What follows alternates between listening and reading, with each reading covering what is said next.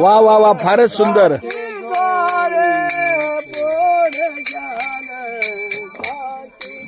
रामकृष्ण हरी, रामकृष्ण हरी.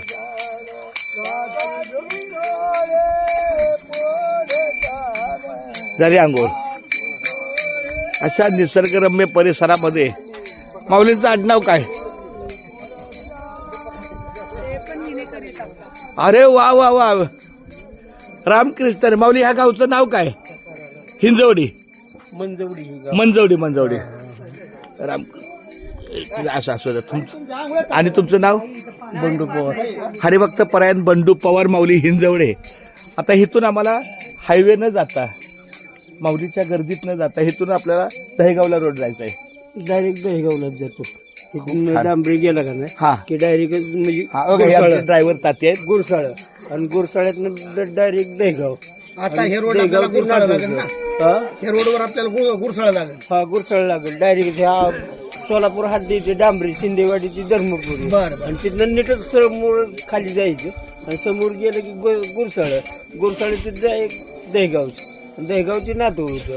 तुम्ही नात्यात शिरणार आहे ना परत? नाही नाही नाही, फिरायचं नाही गावात. नात्यापुत्यात नाही शिरायचं. दहेगावात गेल्यावर कसं आणि तिथंच मुक्काम आहे आमचा. दहेगावात तर त्याची जागा वगैरे असंच मोकळं आहे. खूप छान माऊली. रामकृष्ण हरी. विनेकरी आमचे कुठल्या दिंडी विनेकरी? आम्ही सस्तेवाडी दिंडीला. फलटण सस्तेवाडी. अहो, मग सस्तेवाडीमध्ये आमचा बंगला आहे, आमच्या पाहुण्याचा बोसंत बामणे.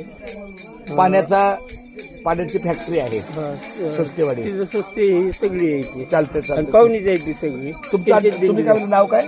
बंडू पवार. बंडू पवार. माऊलींना रामकृष्ण हरी. फार सुंदर वारकऱ्यांची जाता सेवा केली. हे बघा, छानपैकी आंघोळ्या चालू आहेत. छानपैकी सगळे निसर्गाच्या वातावरणात सगळे बसलेले आहेत.